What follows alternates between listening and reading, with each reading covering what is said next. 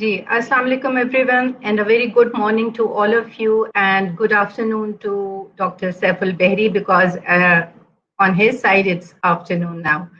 Um, Warm welcome to all my participants and all the presenters on behalf of the administration of Shalimar Medical and Dental College. This is a series of webinars which we are going to hold before our oncoming conference. And this is the second of the series.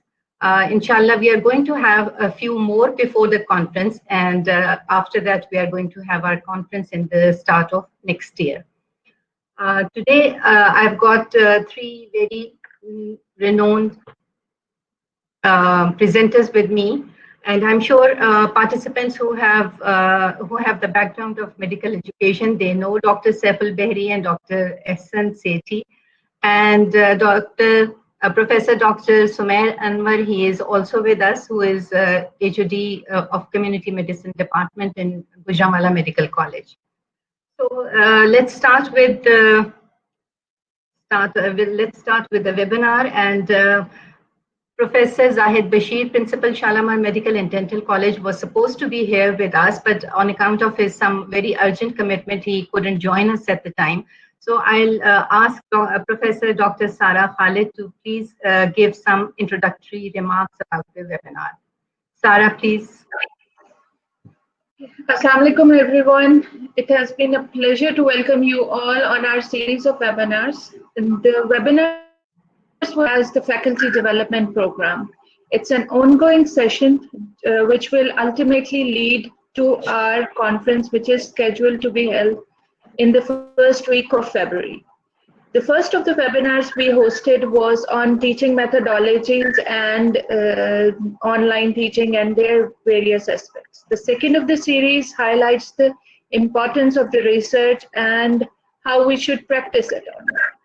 The third would be on assessment and so on and so forth. I'm very honored to have all of you on board, especially thankful to Dr. Saiful Behri and Dr. Hassan and Dr. Sumair, which we consider a part of our team still.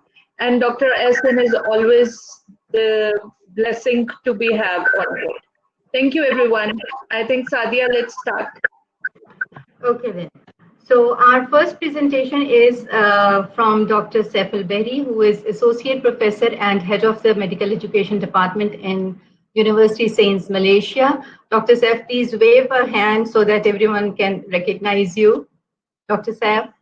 Hi. Can you hear me, Dr. Saif? Yes, I can hear you.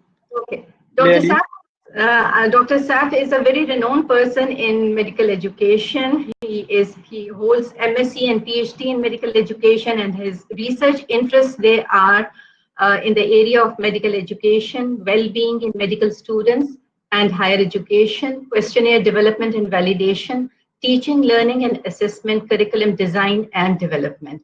He is author of lots of research papers, questionnaires, books, and much more. I actually lost count of the publications which Dr. Saiful Behri shared with me, because his CV was 47 page long, and 46 pages included all his publications and his teaching experiences. So he is a wonderful person to hear to. He is also international visiting faculty here in Pakistan and in UK and Spain.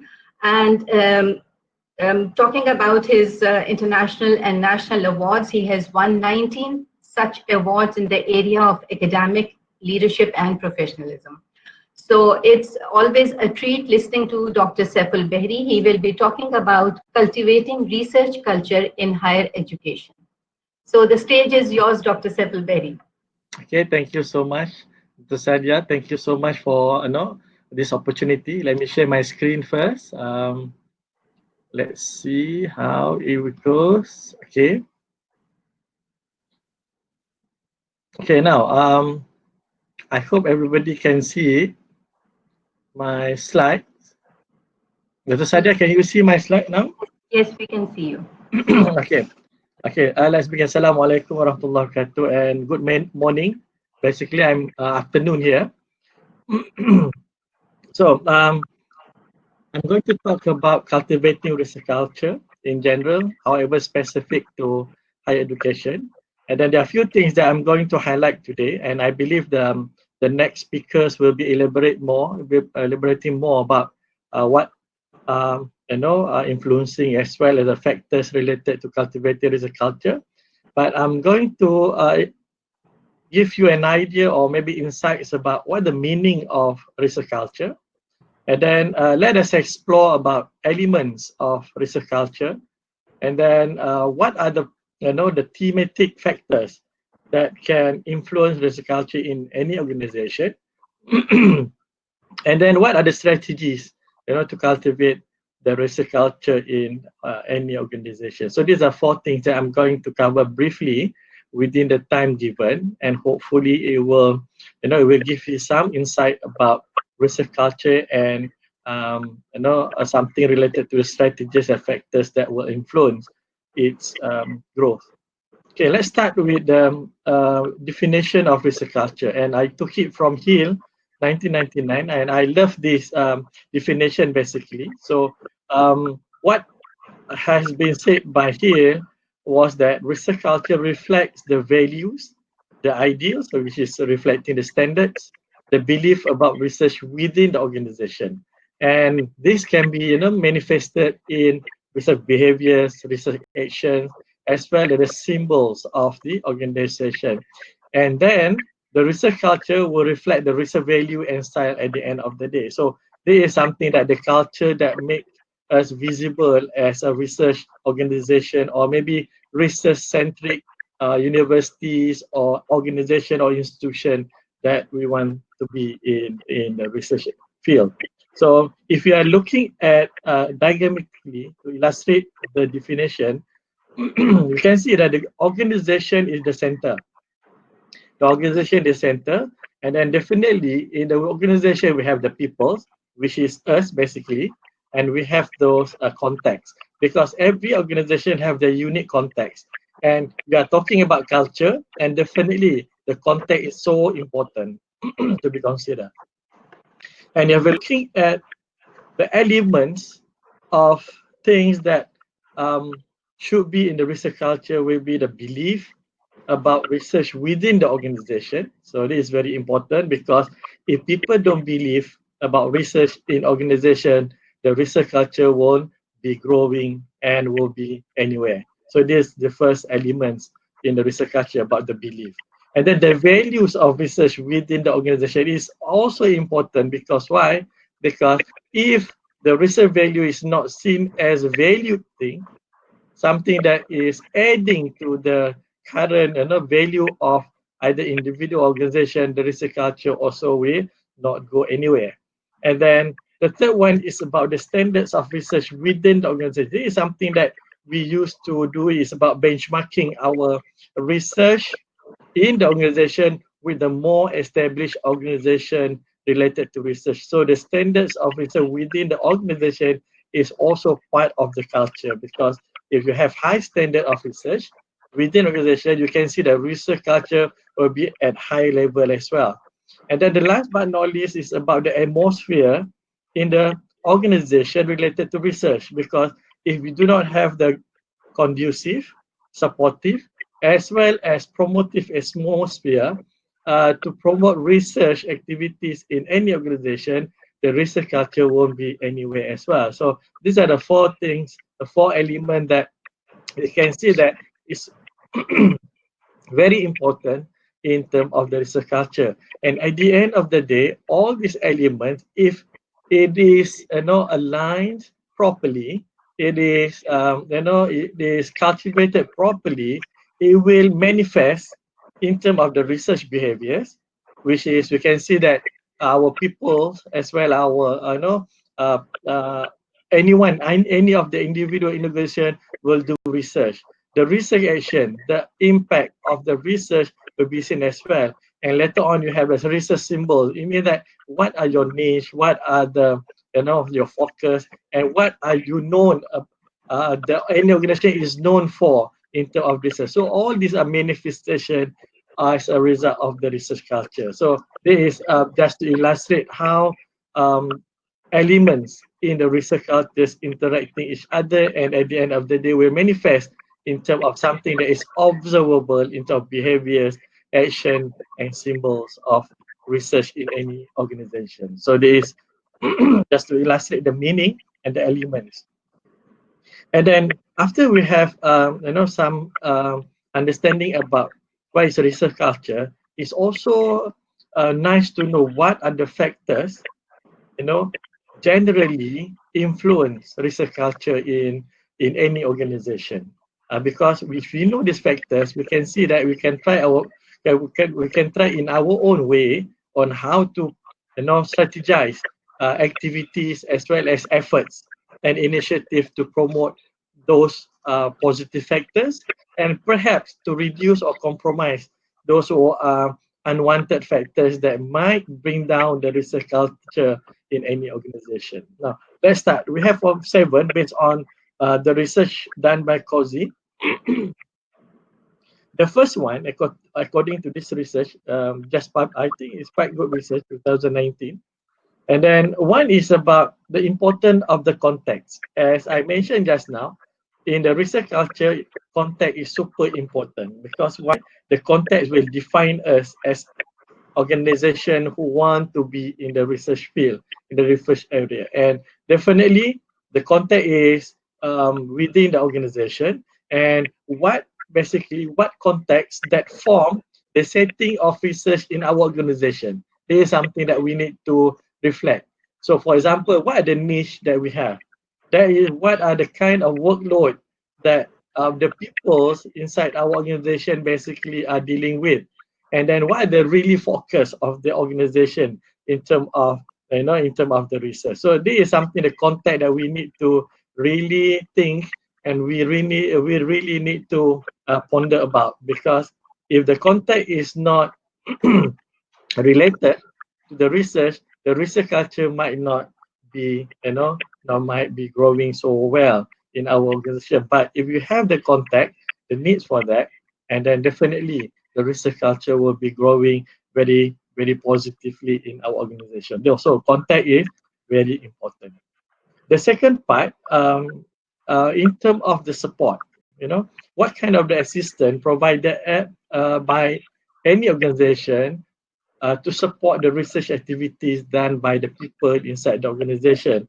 And there is another important element, another important factors that we need to consider on how do we support our researchers to do research, or not even researcher, but our colleagues or our people inside the organization to embrace the research cultures as well as to manifest it into research activities and behaviors that we want to. So that with that kind of research activities happening, hopefully the research, products as well in terms of publication, journal, books, and many more will be emerged from our institution, and hopefully our institution will be one of the research-oriented institution, or maybe research-focused institution, if that is our goal or our focus as an institution. So support is very important. The third one is about policies. So this is something that we need to really consider. We need to reflect on the policies to foster research activities in our organization, because sometimes we are doing research, but we do not have the policy to really, move the research agenda in our organization. So perhaps the policy itself is one of the very powerful tools to at least become a positive factor, or maybe moving factors that really move the research agenda and activities in any organization. So policy must be there. Otherwise, it's a bit difficult. Let me share one of the example in our own context, because our university is basically one of the research universities. So in Malaysia, basically we have 5 research universities, and my university is basically one of them. So basically, when we put a policy as we are a research university, okay, whether we like it or not like it, as someone in the organization, so we have to, we have to do research, because we have certain key performance indicators related to the research, because it become policy. So that the reason perhaps from the introduction just now why we publish a lot, because we have to publish a lot and we have to hold as many grants as possible. So based on the grants, we have to produce as many good quality paper as much as possible, so that we can achieve the policy that has been cascade down to each of the individual in the organization. But there is always a pro and cons in terms of policy, because sometimes policy force us, but sometimes policy really nurture us. So it's depending on how we put the policy into practice. If we put it in positive way, in the nurturing manner, so the policy will nurture a researcher as part of the research culture. But if that policy really force us to do research, sometimes it become something that is unhealthy culture to the researcher. So I think it is very important to be considered by any decision maker, to ensure that any policy had to be cascaded down in the nurturing way. So that is become culture rather than something more on the forced culture. So there is policy. And number 4, based on the paper as well, so individuals. So we need to really consider the strength of the individuals, the capacity, the capabilities of individual to do research in organization, because sometimes the research culture is really depend on how far can our people inside our organization to do research. So if every individual in our organization are capable to do research, definitely the research culture will be growing in the healthy and in the good way. But if the individuals in our organization are not capable, so we need to do something with that, because that's why the support will come to the role, an important role, basically to ensure that everybody have certain competency and capability to do research properly. So there's individual elements in terms of their strengths, attributes, and capability is important to be ensured in our research, in our organization related to the research. And the number 5, the factor number 5 is related to the interaction. So basically the interaction here is referring to the intrapersonal as well as interpersonal interaction through research network. This is where we need to communicate as a researcher, as an organization, as a people or authorities, leaders, or maybe head department. So the interactions through the network, the proper research network is important to cultivate research factor. And this one is one of the factors that has been identified is important and essential, because if you are getting along together very well, we have a very good intrapersonal and interpersonal interaction within our institution, our organization, definitely it will bring more research networks to alive, actively thinking about research activities and so forth, so on and so forth. So the interactions within the research, not the research, but in any institutions, they like to cultivate research culture is important. So interaction is one of the factors. The second last factors is the process, the research process, or maybe the action or step taken by individual to carry out research in organization. And one of the research process, we need to make it as simple as possible, yet rigorous and organized. And perhaps one of the example that may be the hindrance is the research process is too complicated. For example, let's say you want to apply for ethical approval. It takes a long time. For example, let's say it takes about 6 to 1 year just to get the ethical approval. So it means that the research process here is not facilitative, the researcher to do research, because it will take a lot of time. And in fact, if I can share our own experience in in our institution, sometimes the research process itself become the obstacle because there is an unnecessary process that give burden to the researcher that leads to the researcher feel that unmotivated. Sometimes they don't feel that the environment, the process here facilitating them to do research and many more. So all these factors are considered very important to ensure that it will facilitate research in our organization. And there are more, there are more things related to research process.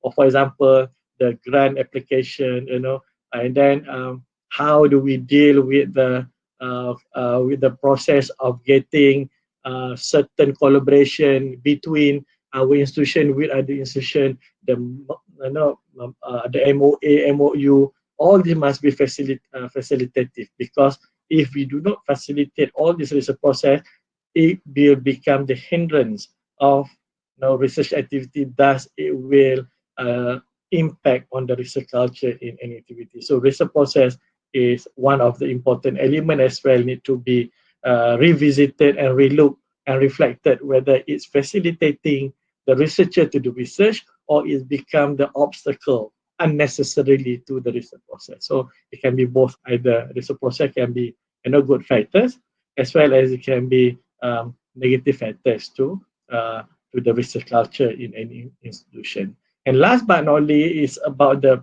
philosophy.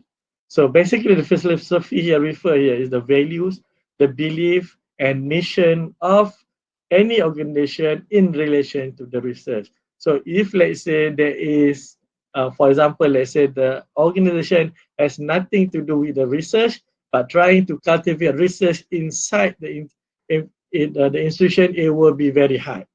It will be very hard, and it is not a good, it's a not good ground to grow the research culture in that particular institution. If the institution have a clear philosophy in terms of their what are the values of research in the mission and mission, so that kind of organization will have advantage in terms of cultivating research culture in their own institution. So basically, it is something that we need to think about when we are talking about research culture. Maybe there is something else where we need to consider. If you want to cultivate research culture in our institution. So these are 7. And let's move on now. Perhaps I would like to share one of the recommendation by World Economic Forum. It was published in 2018. It was written by Chaplin and Price. So I think it's quite interesting suggestion by them from World Economic Forum. They said there are 7 ways to cultivate better research culture. Let's see. Let us dissect one by one. Perhaps we can reflect on it and maybe we can discuss during the Q&A later on. So the first one that has been proposed by the authors is open discussion. So basically, what they say that a small step can make a big difference. So by having open discussion, it will foster a more collaborative environment. For example, let's say we have idea about a research, and then we just openly discuss, either is formal or informal, with our colleague. Sometimes from that discussion, we got idea, what sort of research that we want to be doing later on. And all this basically, it will promote a better research culture, because with the discussion, we discuss openly with our colleagues, or maybe even in our colleague, maybe in our digital research platform, or maybe digital social network. So that is something that can trigger a lot more research activities in our organization. And usually, if we are talking with those with similar interests in our area, then we can get collaborators. And the collaborator is basically specific and aligned with the interests of our research. So basically, open discussion is something that we do it, but maybe we need to divert it to foster the research activities rather than just openly discuss anything else, but perhaps we discuss about what kind of research, what kind of things that we can do to make research culture better, or maybe we can foster and invite others to be part of us to do any research that align with their own interests as well. So it is the first one that has been proposed. The second one, the proposed about set out expectation. It means that we need to ensure that everyone is on the same page. It means that if we are in an organization, or maybe I would say a little bit big, but maybe in our department, for example. So we need to ensure that everybody have the same expectation, either at the individual level or collectively at the research team level. So by having people with the same expectation related to research, it will promote a better research culture as well, because with the same expectation, we have something common that we can share across individuals or maybe across research team as well, so we can find what will be the best research that we can do, and those with the best research activities will promote a better research culture and will just like ripple effect. Once somebody who put a very good research and become exemplary, they will affect others positively. So hopefully with all this effort, we can make can cultivate our research culture in our organization in the better way. And the third one that has been suggested is we need to share. So whatever we have done, we need to share. And perhaps one of the suggestions is to have a research culture cafes. That's quite interesting. When I go through all this idea, quite interesting, because if we can say our research culture cafes, just to share what the best practice as well as the best outcome of our research, that will promote further on discussing about our research, and perhaps will open up for more collaborative research among the individuals in any organization. And perhaps if we invite the external people, which is outside our organization, and join the research culture cafe as well, it can be an excellent way to further enhance, to make research culture in our organization better and better in the future. So the idea of research culture cafe would be quite interesting in that way. And the fourth one is about support. Yeah, definitely, if you are looking at the factors just now, support is important. And this is aligned with this, the suggestion by the authors as well. We need to establish a good support system that can boost morale as well as enhance a positive research culture in our organization. And this can be done, in many ways. Support is not necessarily meaning money, but sometimes with the recognition, with the acknowledgement, with the motivation, with the encouragement by leaders, in that sense, that could be something valuable to the researcher or maybe people who are doing research in the organization. So support system is important.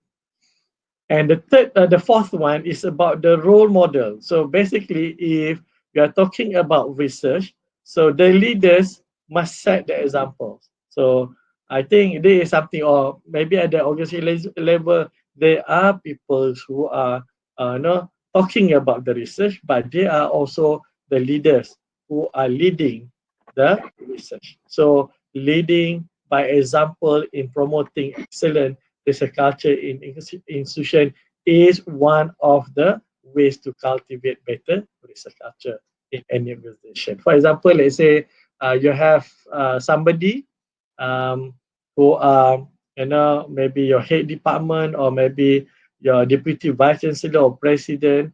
They are talking about research, but they are not doing research. So that sometimes, we can feel that we are less motivated. But if the leader themselves is the one who are actively engaged in research activities, and they are talking, they are preaching, they are putting the policy and so on and so forth, that will make a difference to the peoples at the ground level. So this is something that leading by examples by any of those in the authority. So that will be something will make a difference to cultivate better research culture.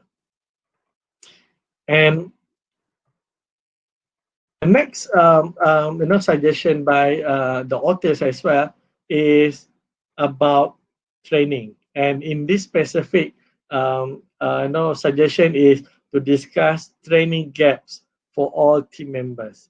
So I think this is something that we need to customize and personalize the training gap for the individual peoples in our organization. Because if, let's say, let me reflect on our own. For example, let's say the head department call me personally and discuss about what are your capability in terms of the research and what you need support from the head department or maybe from the department to support and to give more training about your research so that your capability and skill in doing research is better. So perhaps all this effort make me feel more valued, and then feel more motivated to do more research because they are personalized and customized to our needs. And this is the role of leaders as well in terms of to make research culture is something something that is within and internally being embraced by individuals in organization. So there is a training gap should be discussed properly. And the last suggestion is about to engage people at the institutional level. So it must came from the top down. So this is basically related to the policy. So perhaps if the leaders, the top leaders, meaning the top management, emphasize and highlight the importance of research and to engage every staff or every person in the organization, that will cultivate better research culture in the organization. So there is something that being proposed, and perhaps you can have more ways, but this is something that I think is worth to consider if you really want to cultivate better research culture. And one of the quotation that I would like to share here before I conclude is about one of the quote from Hill: "No culture's model is more or less correct than any other." So basically, it depending on your context. Okay, and this author said the Bush people of Papua New Guinea practice under their own unique scientific or research model, and it works for them. So their model may not be acceptable in maybe in other university, research laboratory or whatsoever, but a model that is aptly suited to the world of the Bush people. So there is something. The message is the research culture sometimes is very contextualized and localized to the needs of the people as well as the country in that specific organization. So I think there is something that there is no right or wrong way of the research culture, but it must be defined properly according to the organization context and policies as well. So I think there is a message that I like to share with everyone. You can have your own research culture models if it is work for you. Okay. And perhaps finally, let me conclude my presentation by putting toast. Why toast? Because we need to sometimes move slowly and do not force research, but basically nudge it properly so that other people want to embrace it. So one, I think we need to provide sufficient time for research, because sometimes if we are overloaded with so many other things and we do not have time for doing research, so therefore research activity will be not there and definitely will affect the research culture because we do not have time to do research. So workload in terms of the time should be distributed properly across the job description. One of it maybe we need to allocate some time for the research activity to happen. So time. The second part is about we need to provide and create opportunity for the researcher to unleash their potential as a researcher. Because why? If we do not provide opportunity, how can they show what they got inside themselves. So the opportunity should be created and provided to any of the staff equally and fairly. Otherwise, the research culture won't be cultivated as well if we do not provide appropriate and sufficient opportunity to the peoples in the organization. And then we need to consider the support. Yeah, definitely the support must be there. If you only provide opportunity but we do not support, it won't go far. So the support system must be there in any organization so that it will enhance positive research culture in organization. So, and last but not least is about the strengths. So we need to tap on individual strength to awaken their research talent, because sometimes we just focus on their weaknesses, but we forget every individual have their strength. If we put a focus on their strengths, hopefully the strengths will be strengthened, and then the weaknesses will be lowered and reduced with the strengthening strengths of the individual. So I think there is my last message in terms of the research culture. And if you have anything to ask, maybe you can ask at the end of at the end of the session later on when we have time. So thank you so much for listening, and you can download my presentation from the URL, and then you can use it for for your own purpose or sharing with your colleague and any other thing that you think that you might benefited from this PowerPoint. Thank you so much, and listening. Thank you, Dr. Sepulveri. Thank you very much. It was a highly enlightening and wonderful presentation from your side. And I'm sure participants must have enjoyed it very much because the number of questions that I've compiled for you is quite high. So be ready at the end of the whole 3 presentations to discuss your questions. Thank you, Dr. Sepulveri. Now we have our second presentation by Dr. S.N. Sethi. Dr. Sepulveri and Dr. S.N. Sethi, both of them are my teachers too in MME. And it's always a pleasure listening to Dr. S.N. Sethi too, and specifically on the topic of qualitative research. That is always wonderful to hear. Just a little introduction for Dr. S.N. Sethi too. He is PhD in medical education, has got postdoctoral from FAMER USA, which is in progress. He has been awarded Fellowship of Faculty of Dental Trainers from Edinburgh, Fellowship of Higher Education Academy, and membership of the Academy of Medical Educators. He is member of PMDC, Pakistan Dental Council, Pakistan Association of Medical Editors, and Association of the Study of Medical Education UK. Currently, he is holding 26 positions till date in various national level councils, boards, journals, and professional bodies. And his very known and commendable work is in the form of regulations development in PMDC, PMDC New Evolution Performa and National Accreditation Framework, PMDC Standards for Accreditation and Policy Guidelines, Postgraduate Medical and Dental Education Standards and Regulations, and PMDC Policy and Guidelines for Continuing Professional Development.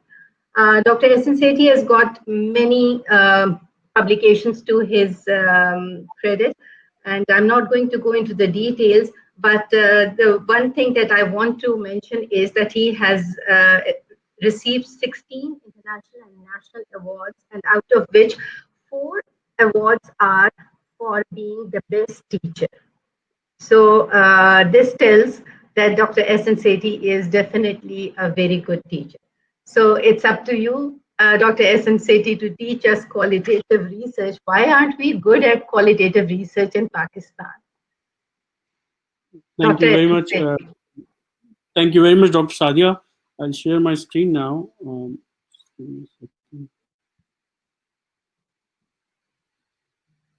Okay, so is it visible now? Yes, it's visible. So, thank you very much, Dr. Sadia, and thank you very much, Shalimar Medical and Dental College, for inviting me as a speaker and giving me this opportunity to speak about this important topic. The area that was given to me by Shalimar was to discuss that why qualitative research is not common and why it hasn't been able to develop a niche in medical education or general research in Pakistan. So I was just thinking about it, that what are the reasons, and all I could think of was the ugly duckling story that I remember from my childhood. But before I move on with story, I think I'll just have a poll to see that how you guys people think about different things. So, Dr. Sadia, will you share the poll or should I do it? Yeah, it's on. It's on. Yes. Okay. Shall I start the poll, Dr. Hassan? Yes, please start the poll. There are two questions. You just have to answer these questions. So, Dr. Sadia, if you can start, please. I've done.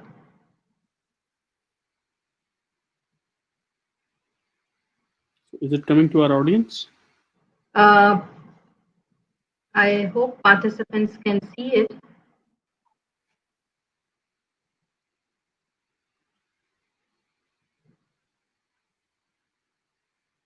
I'm not sure if they are seeing it. Let me check.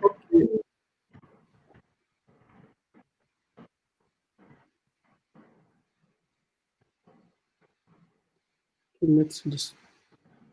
I think there's an issue maybe with the poll, so I'll move on with my presentation. So I just wanted to ask that how many of you have been involved in qualitative research, and if you have actually published a qualitative research paper so far. So obviously, what I wanted to try to make a point was that the numbers would be definitely low from quantitative research that you people have been doing over the period of time. Now, the ugly duckling story, I think as a kid, I used to read this tale, and it used to be a tale of an ugly duckling. So there was a mother duck who gave eggs, and one of the egg was bigger and different. So all the other ducks turned out to be yellow, and one of the duck that came out from hatched out from the egg was of a different color. So all the other ducks used to make fun of that duck, and they didn't actually accept that duck amongst themselves. So that duck started living separately from them, and it was hard for that duck to actually make a place in that environment with the other duck. So when I look at qualitative research, I can see that it's the ugly duckling of research, especially in Pakistan. But you must be glad to know that this situation is not just in Pakistan. Even abroad, it's the same situation. Qualitative research still is taking its time and uh, working hard towards achieving a place in general research worldwide. Now, why it is happening? I think if we go through our undergraduate education, what we see over there is in our undergraduate education, the first time we learn about research that comes in community medicine. Or even if it is longitudinally integrated, the people who are actually teaching research belong to public health or community medicine. And when you look at community medicine books, all you can see is what is research and its types. You'll be looking at descriptive studies, you'll be looking at observational studies, and experimental studies. So there will be case control, cohort studies, along with arts randomized control trials and correlational studies. But you might and you may have never heard about phenomenology. You may have never heard about ethnography. You may never have heard about hermeneutics or grounded theory research, which are qualitative designs. And then there are other research designs under mixed methods as well.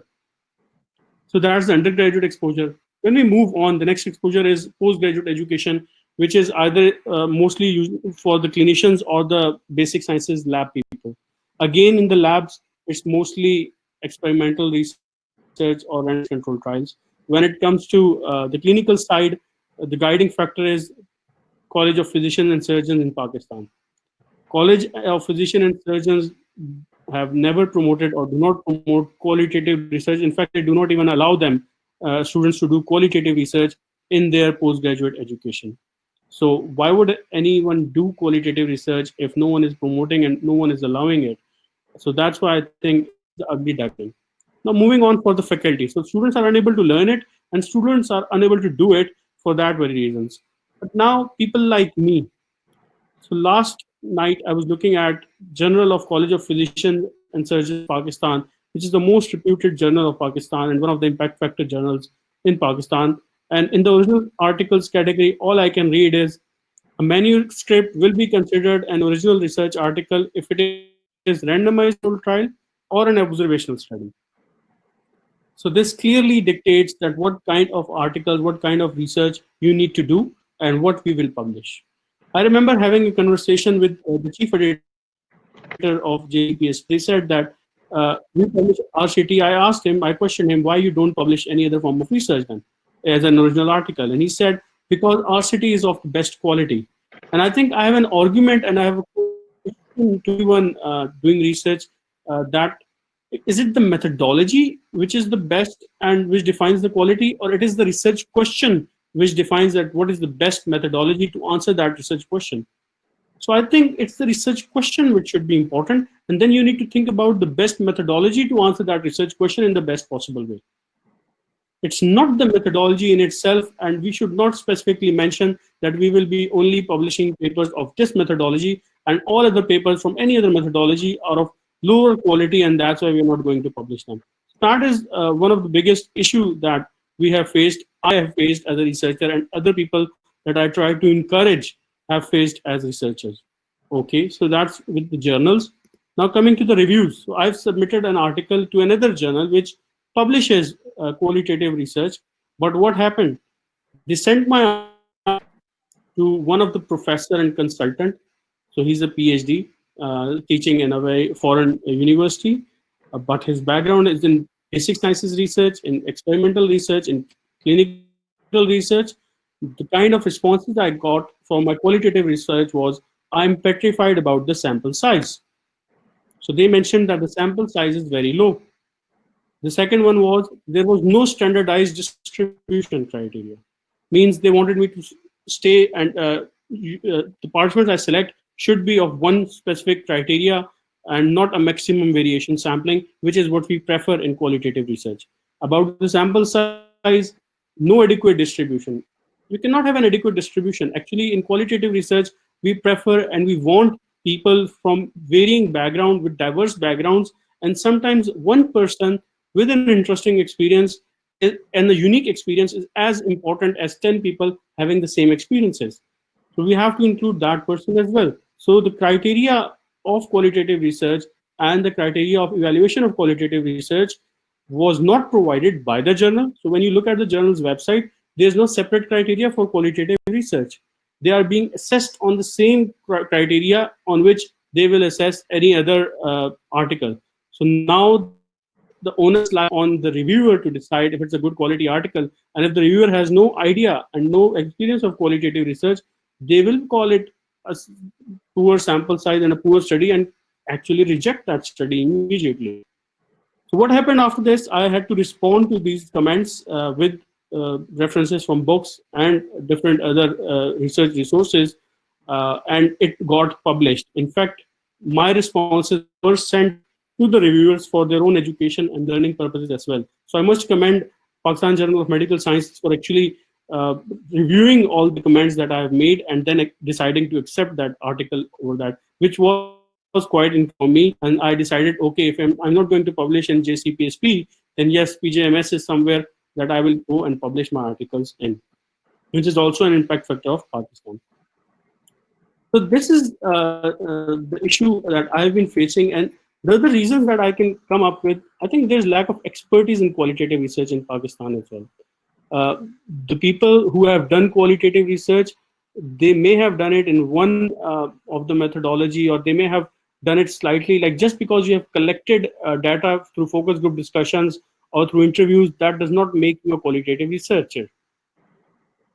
And just because the data is in words, this does not mean it's a qualitative research. It's a whole different mind frame, it's a whole different worldview, it's a whole different way of thinking about research and then analyzing it in a different way. Likewise, there are limited number of supervisors. So even if when you look at medical education, we are the only people who are actually supervising qualitative research. Otherwise, when you look at the supervisors in CPSP or supervisors in MDS or MS or other programs, you won't find many qualitative researchers promoting this form of research over there. promotion by the institutions. I think the institutions, the qualitative research actually takes more time and it is very resource intensive as well. But the institutions in Pakistan do not provide grants. They do not give you any specific allowance in terms of the amount of resources you need for doing qualitative research or protected time for that. There's also resistance from journals, which I just showed as an example. And the other resistance that I can see, I think the word count for most of the articles is 2,500 words. Imagine when you have to give quotations as data for everything that you are showing as a theme. So that takes up for a lot of word count, and you have limited time to actually discuss it. Now I'll show you some of the things later on that in order to show that your qualitative research is of good quality, you have to explain all these different things in your paper. However, the word count does not allow. When the word count does not allow, then a lot of researchers who are doing qualitative research, either they do not mention the steps they have taken, or they don't even know about those steps, and they just say that, okay, you just take an interview and just report it in a descriptive fashion without any analysis, without any understanding of theoretical framework, without any understanding of conceptual framework, and you just report it. I think which is doing more damage to qualitative research than any benefit to it. There's minimal understanding of quality markers. So how to assess qualitative research? There's a whole different set of quality markers that I'm going to discuss in this talk today, which are different from quantitative research. We do not aim for generalizability. We do not try to remove bias. We do not go for randomization in our participant selection or any other things. We have a totally different set of quality markers. So we need a different pair of lens or a different way to look at qualitative research, and that will be discussed. About the funding, I think a lot of funding comes from pharmaceutical industries when it comes to grant. A lot of foundations are being funded by pharmaceutical industries, and all they are interested in if their drug is working or not. They're not interested in how the person feels or how something is going on with them or their lived experiences of going through a certain disease. So there's no appreciation of qualitative research from pharmaceutical industry, hence there's no grant and no support in Pakistan. And these are some of the reasons that why qualitative research has not been able to make its mark in Pakistan. Now, what's the difference between quantitative and qualitative research? So if we just look at it, I think qualitative research understands complexity. So if you're trying to understand something very simple, for example, what are the reasons for doing this? This is very simple. If you're not going trying to find the underlying reasons, because people will always give you socially acceptable responses. And these are the limitations of a survey, that in survey, they try to give you the response that you want or the response that is socially acceptable by the larger people group. However, when you move on to qualitative research, it's very important that you play the role of an investigator. You investigate, you solicit, just like lawyers ask you questions and try to dig out the deeper information, deeper opinions, deeper thoughts about qualitative research from you in the national setting. Or, for example, if I go ask you that how gynecologists work in their own department or how surgeons work in their own, they'll be telling me one thing. But if I go to their national setting, I'll observe, I'll put a video camera over there, then I'll be able to understand better that interactions are happening, how things are happening. So if you're not going to do that, I think someone has to unmute their phone. There's a lot of noise coming out. So moving on further, in terms of theoretical framework, when we compare quantitative research with qualitative research, what we see that in quantitative research, we are trying to understand the objectivity, the single objective truth, how something is there in the world. And our role as researcher is just to discover it.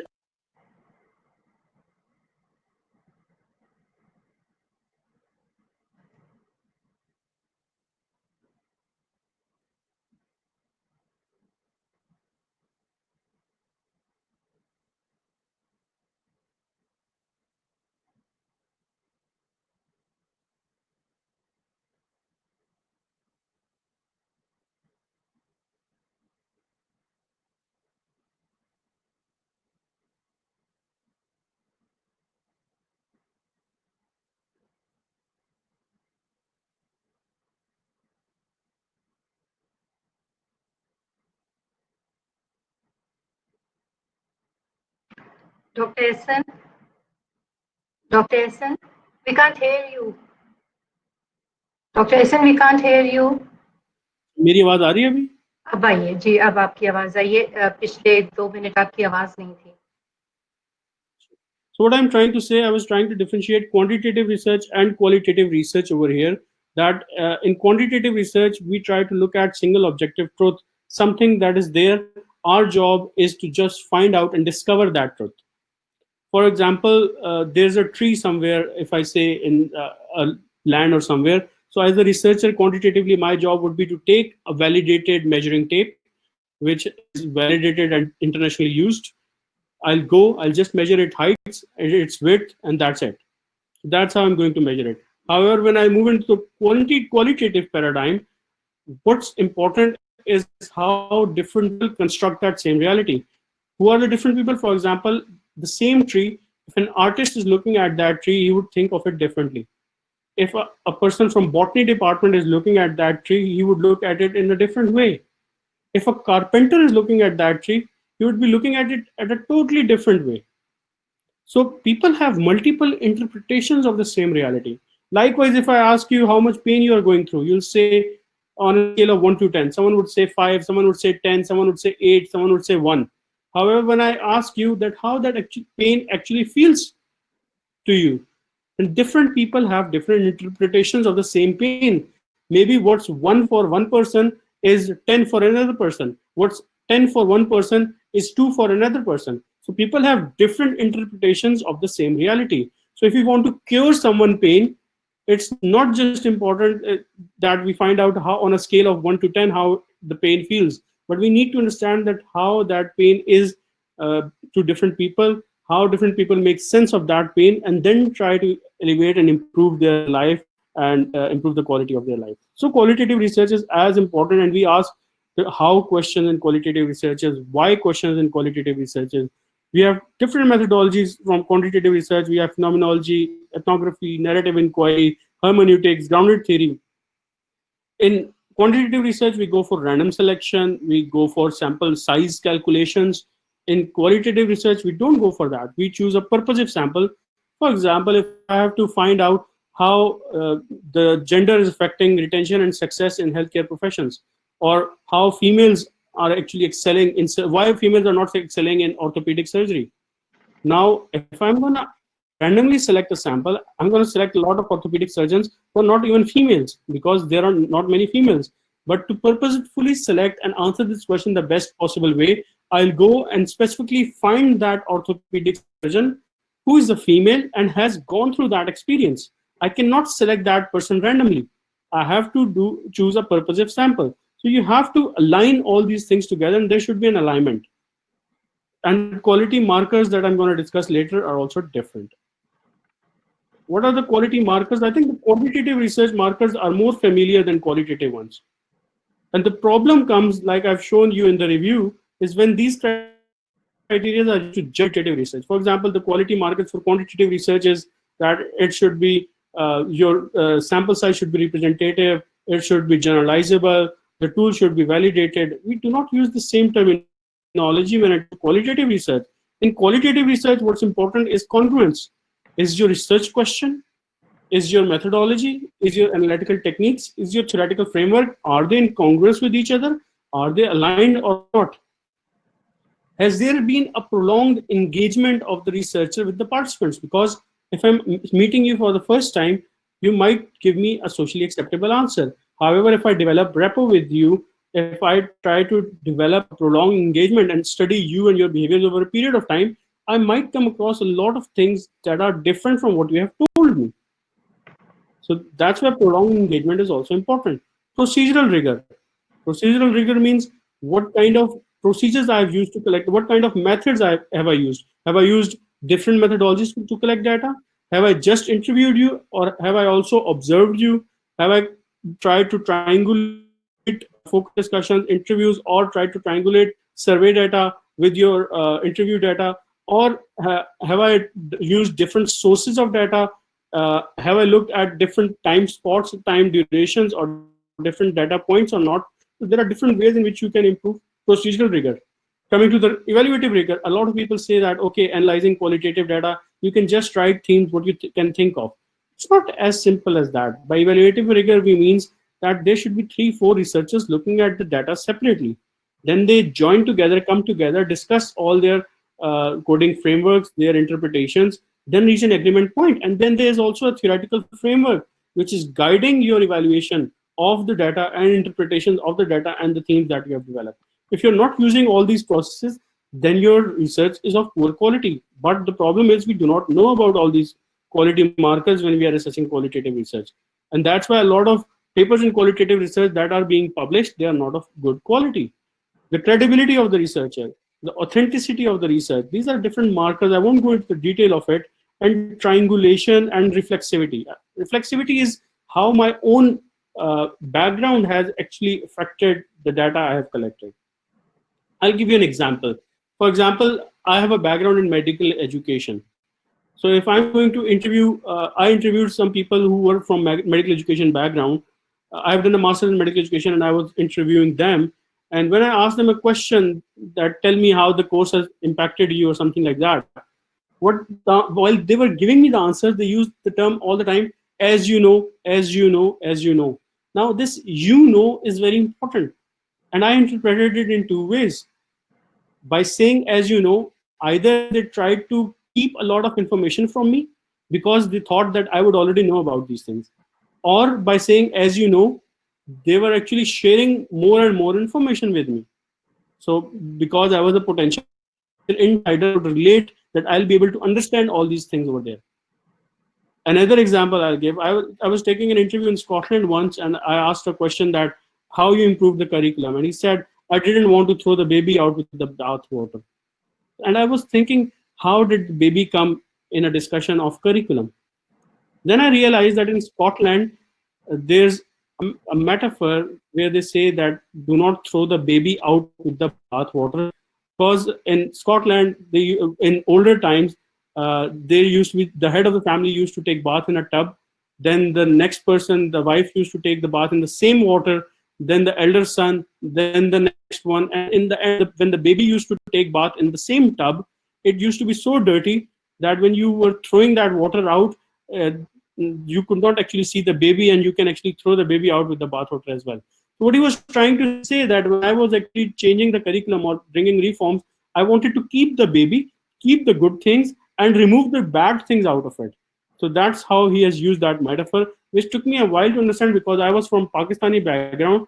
And these are the things that actually affect your data collection. These are the things that affect your analysis techniques. And in your qualitative research, you need to be reflexive about all these things and show your reflexivity. But for all these things, you need word count in your paper writing. And we do not have a word count separately for qualitative research in any of the journals, unfortunately. Do we generalize the information? No, we do not generalize information.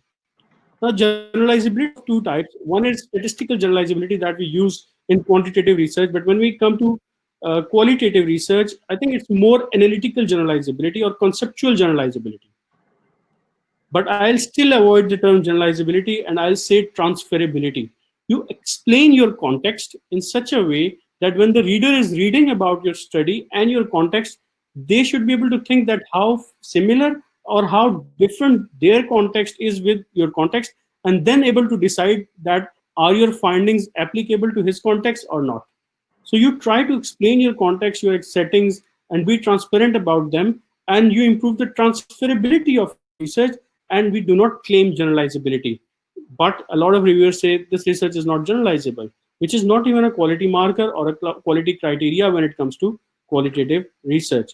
It's transferability. Coming to the last few slides, I think while promoting qualitative research, we have tried to improve qualitative research, but there is a lot of bad things happening when I see a lot of published papers as well, culture and region. I'll discuss it with reference to a cobra effect. What happened in India? In India, there were a lot of cobras in one region. So what they did was announced everyone who will kill one cobra will give him $1 for that cobra. So they actually did that so that the number of cobras go down in the city. What happened was a lot of people started breeding cobras so that they can earn more money.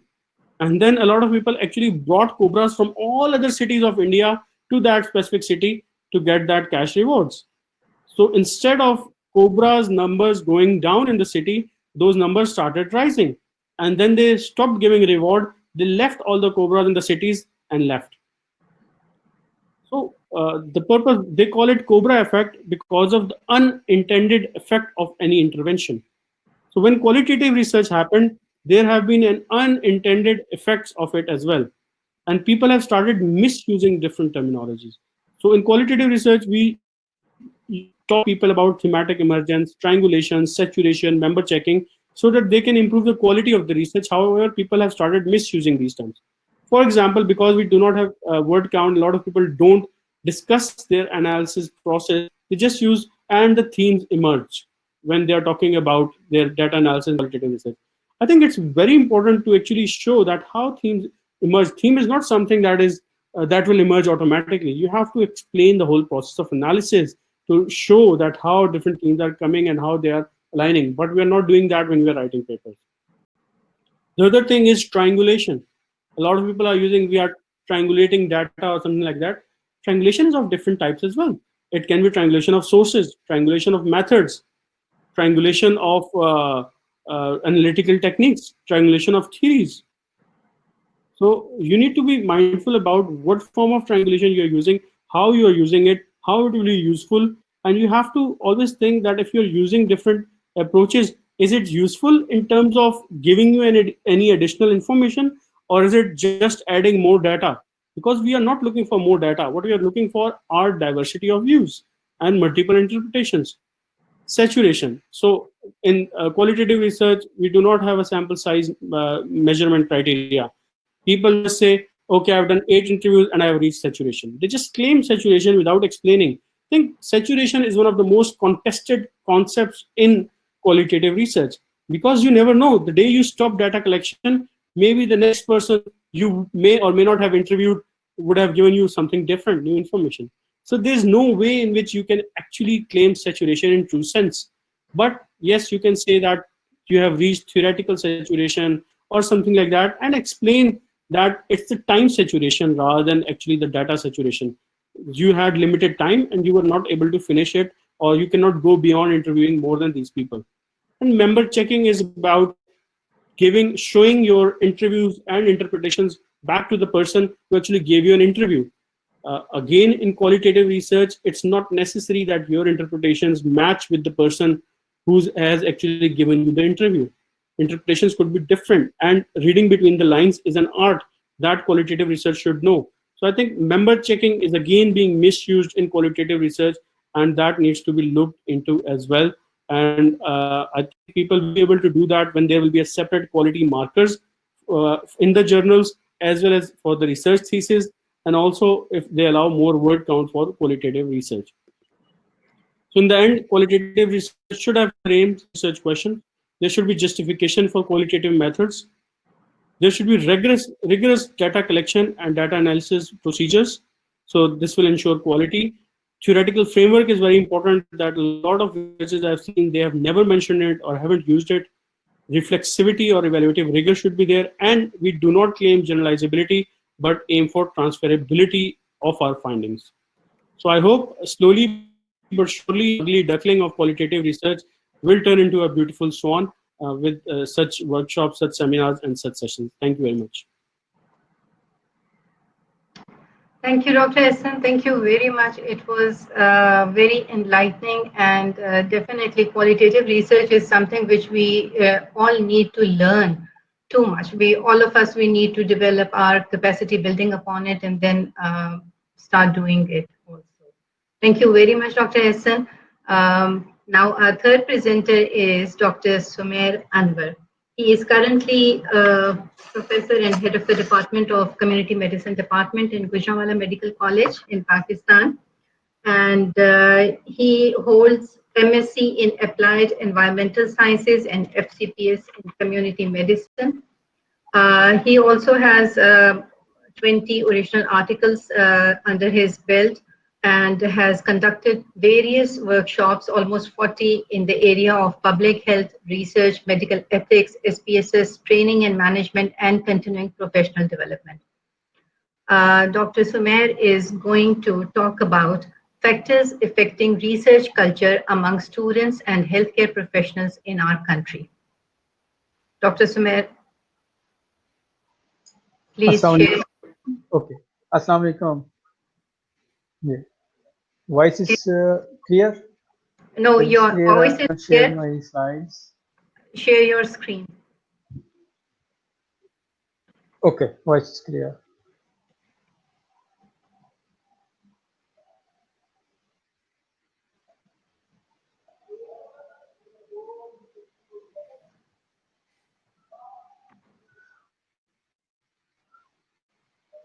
Dr. Hassan, please switch off your camera. The topic on which I have to discuss and take time made it easy for me. Some of the factors which are ideally considered as conceptual are given factors related with the and I appreciate Dr. Sethi's efforts regarding qualitative research because I also have personally the almost same experience. But I will not touch upon these details related to qualitative. I just limit my talk to the governing factors.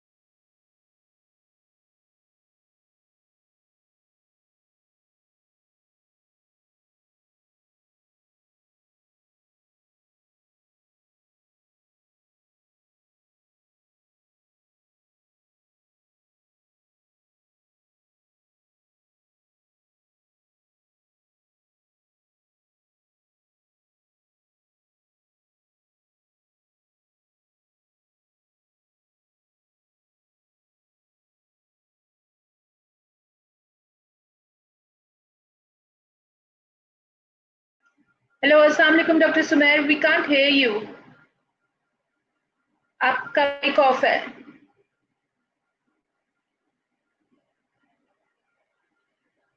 You need to turn your mic on.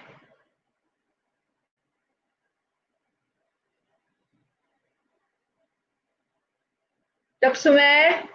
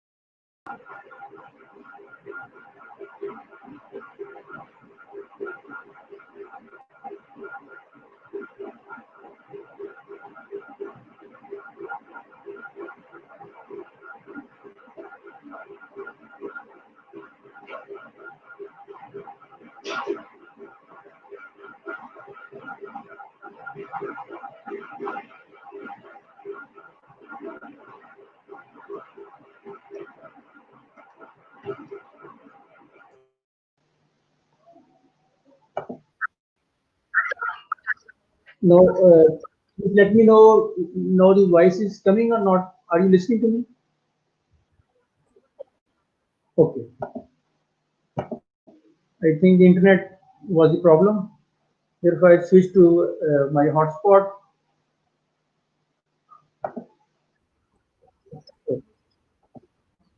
Okay.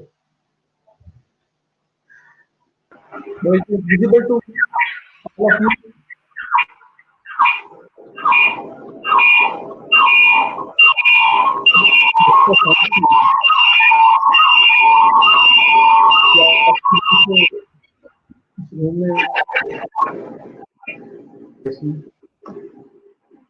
Is it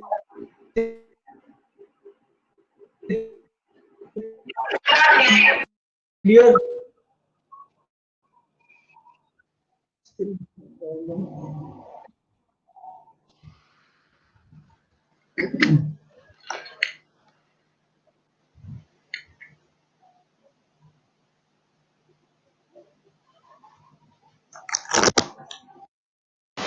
No, let me know. Is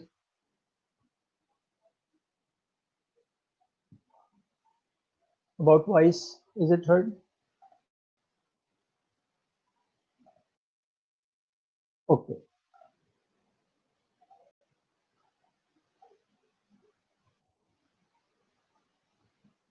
The health professionals in our country, they are categorized into doctors, nurses, and allied health professionals and the paramedics. And the search training in all of these four groups, they vary. And these will be discussed in the coming slides briefly. But why did they have to do research? What is the benefit to them? Why they are motivated or not motivated? I have searched the literature and there are different reasons. Research is done in any country for the improvement in the medical and health practice, for benefit to the patients and community at large, to help plan the medical and health programs, to improve the health indicators, and to support the managerial aspects of health development. At last but not least, they improve the diagnostic techniques by newer, cheaper, and accurate tests. And to me, all these 5 points can be summed up and considered as the patient care management and together with this as the service to the mankind. But in addition to the service to mankind, research is also done to satisfy the intellectual curiosity, for example, to study the new phenomena and the getting up the ladder for successful career. But the last point, which is almost the more focus nowadays, is to publish due to the pressure of publish or perish for the either for the getting admission in center induction or for promotion. And we know in the medical side, especially regarding doctors, the PMDC has improved and has increased the number of articles. But the quality matters. Still, we are lacking in the quality. And what are the quality issues?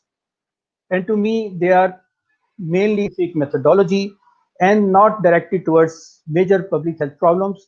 The lack of motivated researchers is also seen, and our researchers are not in the hierarchy, in the higher level of hierarchy, they are in the low level.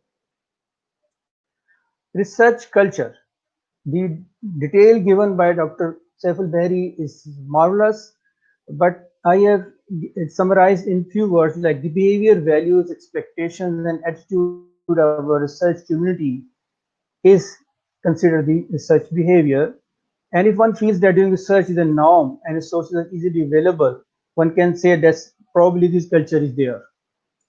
And the factors which make it easy, possible, or difficult or impossible, we can consider them as governing factors. What are the factors?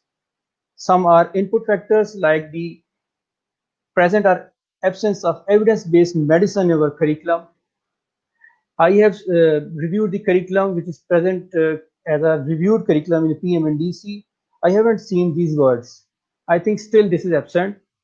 And evidence-based medicine is the systematic approach for finding and analyzing the best available evidence and using it for the basis of clinical decision making.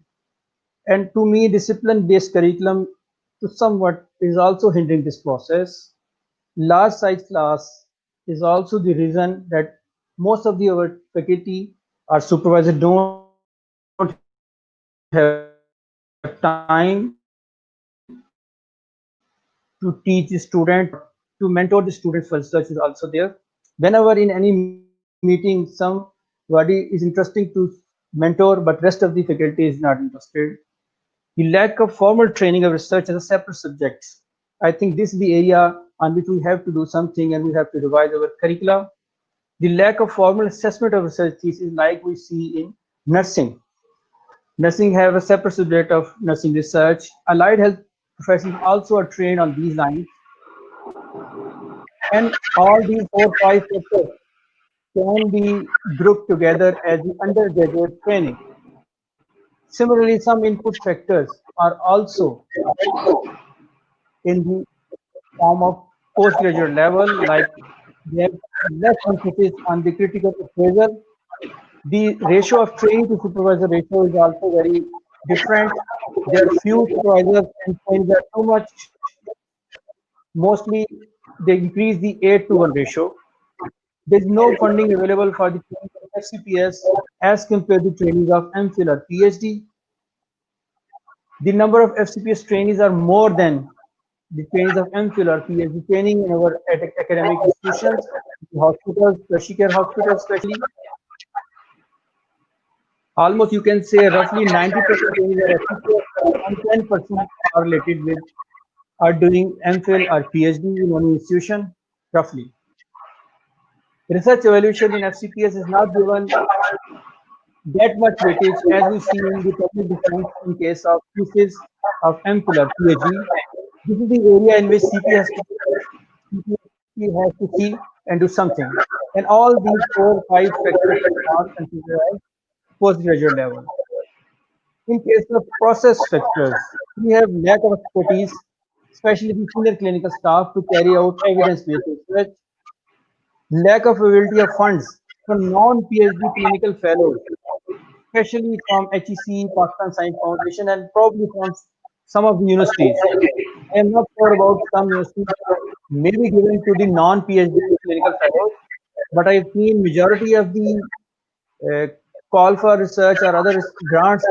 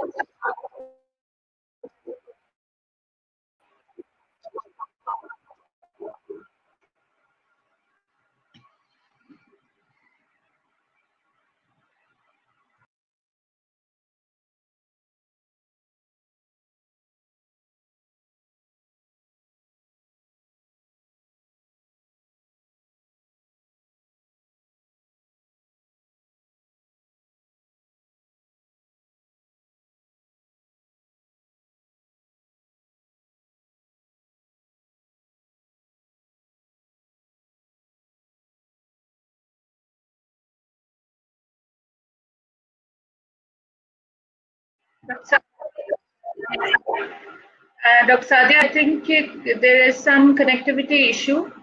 I think you should summarize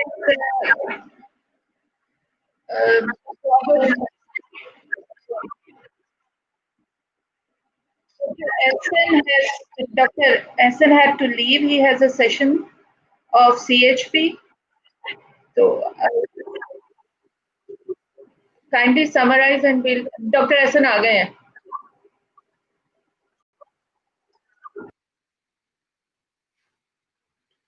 madam question start कर दें या क्या करें?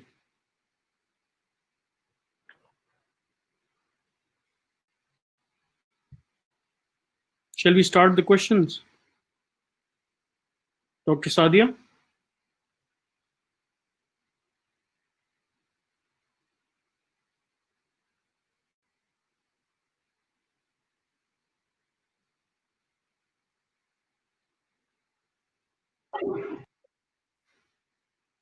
Hello, Dr. SN. Ji Can you madam, hear me? आपको सादिया की आवाज नहीं आ रही? मेरी आवाज नहीं आ रही? We can hear you loud and clear.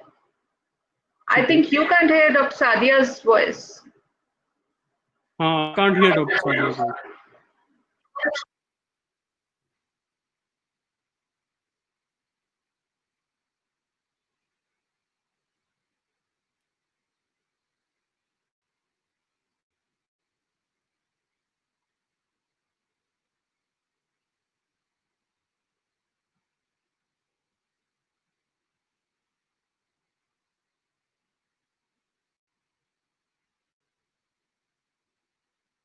Dr. Saif, are you there?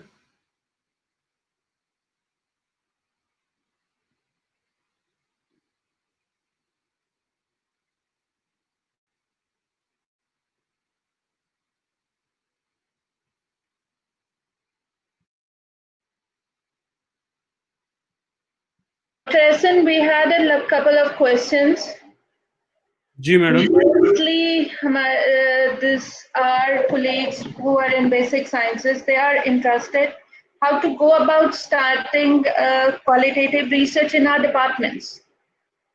Because basically all of us are not trained. I think, Doctor, I would not suggest say that you can start in lab sciences research.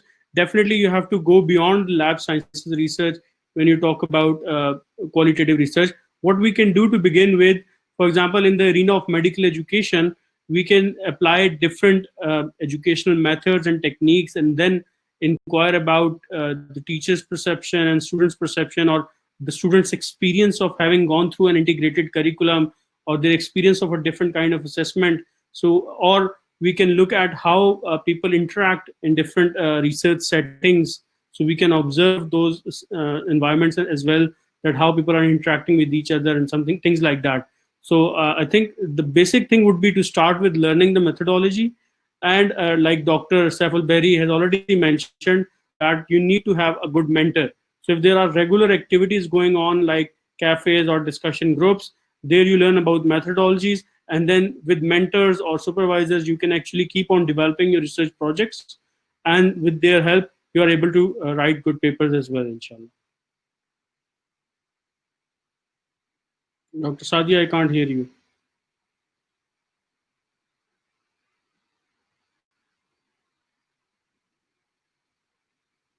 I can't hear you, Dr. Sadia. Sadia, he can't hear you. Dr. The polls you generated were answered by our participants. And what they said was, okay, you asked about the qualitative research and their engagement in it. Most of our colleagues who were participating said, okay, they are only occasionally registered with it and only published something probably once. There is not even a single one who said, okay, they have published 10 or more articles on qualitative research. So that probably gives you a background on how lagging we are. I think there's a reason behind it. quantitative research has been there since the time of Aristotle, and like the only form of research that we knew in the world was quantitative research. That's why it's part of the books, it's everywhere. Qualitative research has just started in the 20th century. In 1960s, the first methodology we had was grounded theory research. Then ethnography came into being. So I think it just came in last 60, 70 years. Obviously, the other thing is there are less people working in it. So I think the kind of quality we judge is based on citations and things like that. In qualitative research, there are less people working, so you get less citations. Based on that, you get less paper rewards, you get less grants. So everything is affected. So I think if you are choosing to go into qualitative research, you need to be very energetic and motivated about it rather than thinking about extrinsic rewards. So it has to be intrinsically inside you that you're actually interested in understanding that why a phenomena is happening, and then you dive deeper into that and discover that. And what would you suggest? If an institute like ours, which is on the verge of starting conferences, and should we have a separate session for qualitative research rather than just indulging into it? I think not say that you can have a separate session on qualitative research, but yes, you can promote qualitative research if you have any journals in your institutions. So you can promote that. If you are doing seminars, yes, you should promote some seminars on people presenting qualitative research. Your supervisors should be trained in qualitative research so that they can actually train the students in it as well.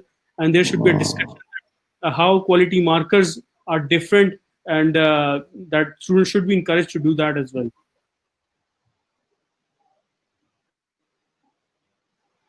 For everyone's benefit, I want to add that we will be having a workshop by Dr. Essen on 17th September on qualitative research.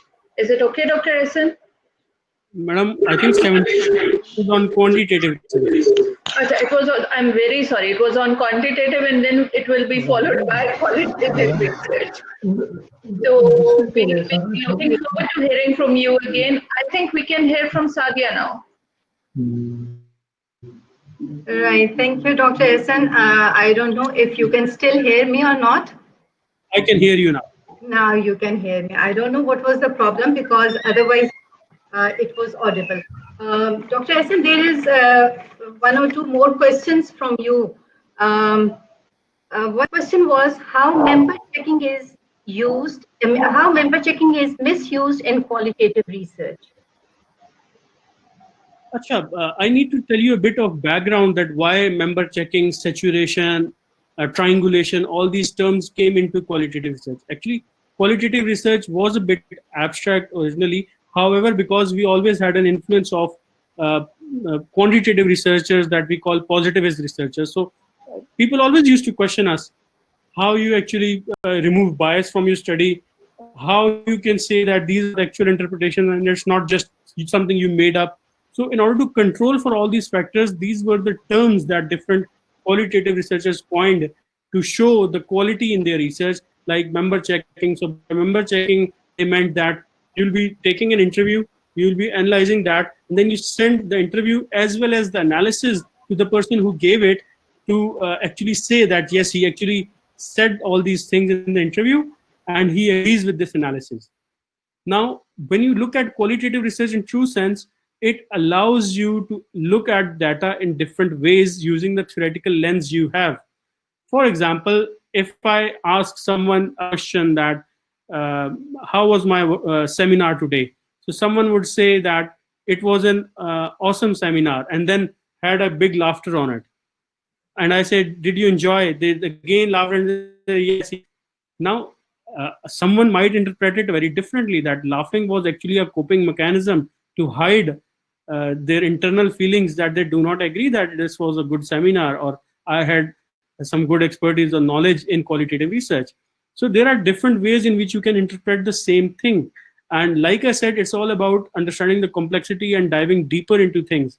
When you dive deep, you may not, there might be things or interpretations that the other person may not be agreeing up with. So this is totally fine and acceptable in qualitative research, that the participants may or may not agree. But when you are actually putting member checking in your research, you have to ensure that they are agreeing. And if they are agreeing on everything, then where is your analytical hat? Where is your interpretations of those things? Where are you actually, you're not diving deeper into it.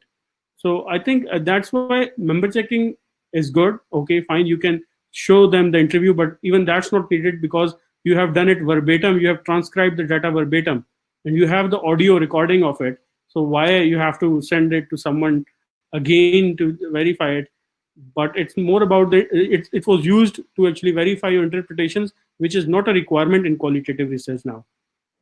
Dr. Hassan, there is another question. Can we really call all studies using only Likert scale to assess perceptions or attitudes as qualitative research? Likert scale is quantitative research. It's not qualitative research at all. Okay. And then there is another question, how to select a topic in qualitative research? Again, I would go back to the initial thing that I said. It's the research question or it's your objective that decides what would be the best methodology to answer it. It's not the other way around.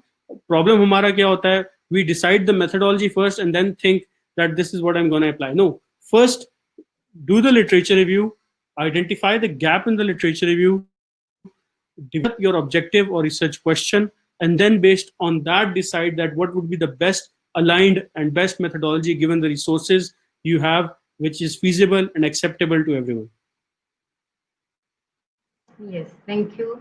And another last question from you, Dr. Essen. If we follow SRQR checklist for conducting qualitative research, will it be helpful to cover all points and helps in publishing? Please guide. Yes, SRQR is a good checklist. There is another checklist, Correct, COREQ. So these checklists are good, but the problem is that you are using these checklists as a writer. But would the reviewer have that checklist? The reviewer gets the checklist sent by the journal. So I think the journals needs to understand and incorporate these checklists and these quality markers in their review performers, and also pick and choose the reviewers who can actually review qualitative research in a good way. Thank you, Dr. Hassan. Thank you very much. Dr. Sepal Behri has left, I think, so there were quite a lot of questions for Dr. Sepal Behri too, but I think he's not here. So I'll conclude the webinar now. Participants, there is a feedback form which is showing on your screen. Please download that form, fill it, and submit it to the given email. Your CMER certificate will be mailed to you. So concluding the whole session, it was very well presented by Dr. Sepal Behri and Dr. Essen. Unfortunately, Dr. Sumer got disconnected because of connectivity issues at his Sadia, can I get you? I think Dr. Sepal Behri is here. Dr. Sepal Behri is here. Dr. Sepal Behri, please switch on your camera.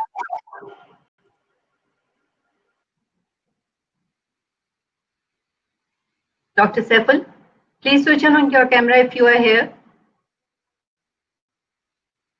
I think there is an issue with your connectivity because he is on. No, his camera is. Dr. Saif, can you please on your mic and the camera? He can hear and see us, but we can't hear or see you.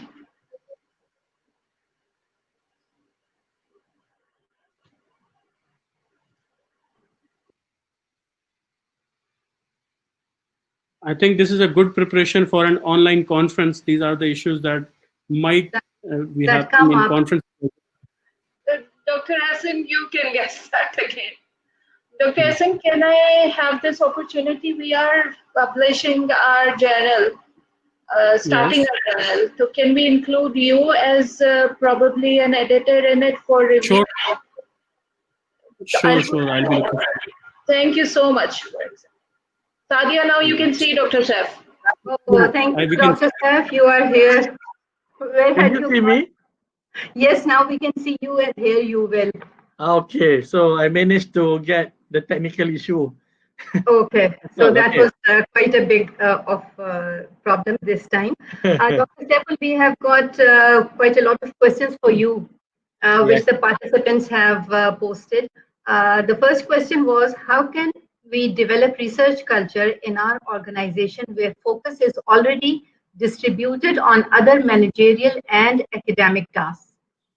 Okay, I think if you're looking at the the distribution of the workload, in our experience, we spell out clearly on how much the workload on every aspect of academic, academic aspect. For example, we define academic aspect as one is teaching, and then the other one is research, and then we also have the admin aspect as well in our component, and we add on the community and services to services to university. So we have a well-defined academic job scope, and we are allowed to to distribute in terms of percentage according to the aspect that we were expected to contribute. So that's how we have times and we have adequate and a sufficient opportunity to to develop our area of interest in any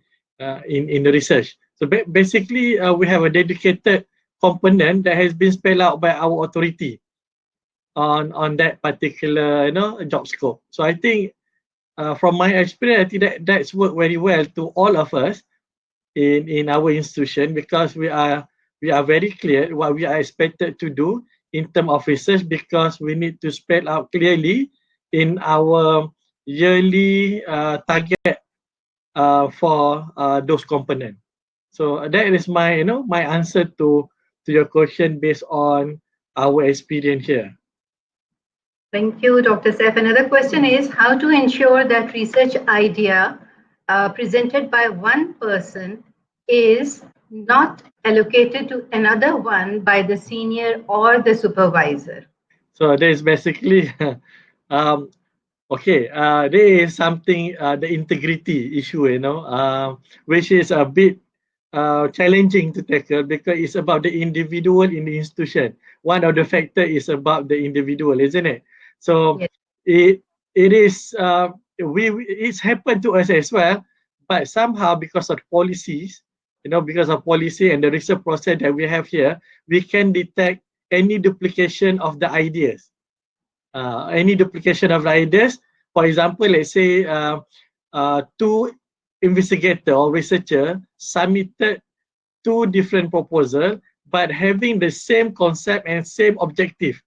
So that how we, somehow we detected there's something happening, in terms of we call it, there's a professional, robust in terms of the ideas, in terms of research. So we manage it through, for example, one is the one of the committee going through the same proposal, looking at all proposal from our colleague here, and we call it a research ethic committee.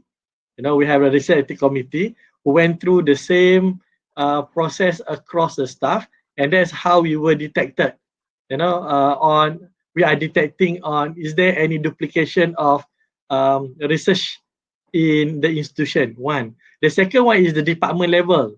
Usually the department level, because of the policy required us to present at department level the idea before we submit it to the higher level. So the approval from department is mandatory, and we cannot proceed with our research application, either is for grant, either for ethics, or even for the internal support from the dean or maybe from the vice chancellor as well. We need to have that kind of evidence that we already presented and approved at department level. So there is another mechanism that we can identify, is there anything that has been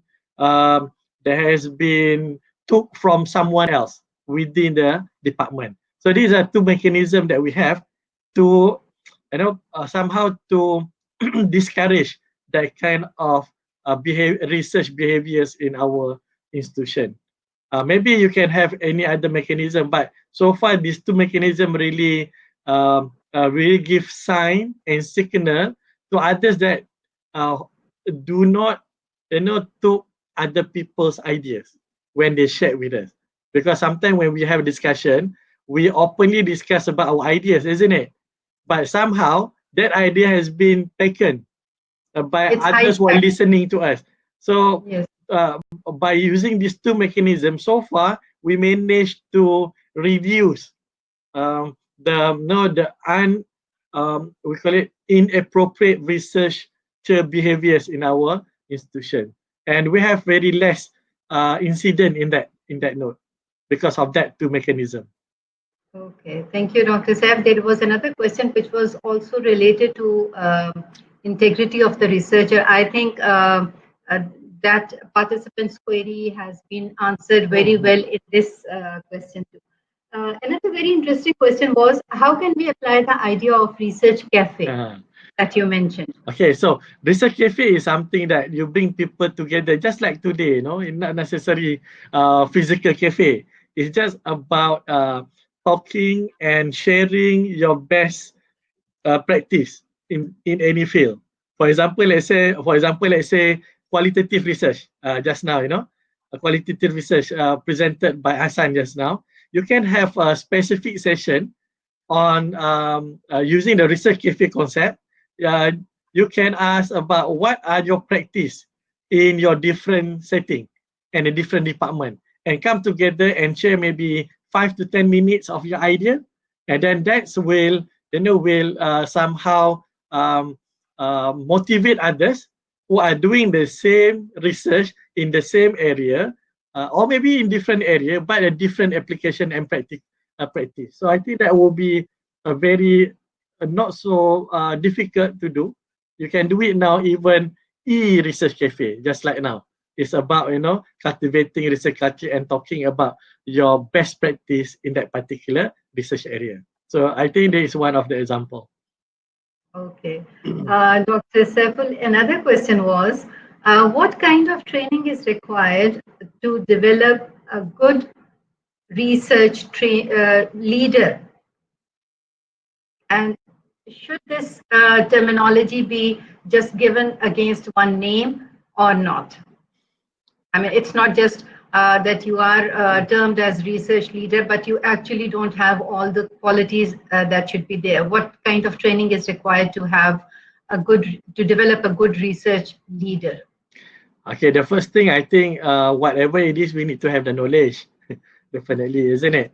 Particularly related to the different methods of research, and particularly always good if you know both worlds, quantitative and qualitative, because nowadays we can see that many journals are accepting mixed method. Mixed method. I think if you want to be leader in your research, perhaps having understanding as well as skill in the both world will be an advantage to you as a research leader, because you can understand both worlds. And in fact, you can combine both worlds to have a very impactful research in your own area. And the other training, I think, it's not only about research methodology, it's about the academic writing. There is another area that we need to really nurture our talent if you want to be a leader in the research, because the academic writing have their own ways and their own culture compared to the non-academic writing. I think learning about the academic writing skill is another important element that we need to add on in our chart, so that we can have a good abilities and attribute in that sense. And last but not least, I think the most important is the integrity of being a good researcher. I think without doubt that nowadays, I think regardless of who you are, even though you are the Nobel laureate whatsoever, if you do not have the integrity in ourselves as a good researcher, I think that will be defeating a lot of things that will bring you down as a leaders in any research area. I think these are three things that for me we need to to be actively and proactively to improve ourselves from time to time, and it's never too late. it's never too late. At least we do something rather than do nothing to improve ourselves. So I think that is my, my response to the question. Thank you, Dr. Sepulvedi. Thank you very much. These were the questions from you, and I'll conclude this webinar. The presentation from Dr. Sepulvedi and Dr. Essen, they both were wonderful. Actually encompassing the whole development of research culture in any organization and what factors affecting it and what are the behaviors which are required to develop such culture in an organization. It was all very wonderful. And then Dr. Essen talked about qualitative research, which is again an area which has not been well traveled in our research culture, and we definitely, all of us, need to learn about qualitative research in order to embark upon that road. Thank you, Dr. Sepulvedi. Dr. Essen has left. Unfortunately, Dr. Sumer got disconnected because of the internet issues. Thank you, participants. It was wonderful to have all of you here with us, and we all expect you to join us in our next oncoming webinars and workshops too. Thank you, Dr. Sepulvedi. Thank you so much. Thank you so much, everyone, for listening. And thank you to the organizer. Thank you, everyone. Assalamualaikum. Assalamualaikum. Goodbye. Waalaikumsalam.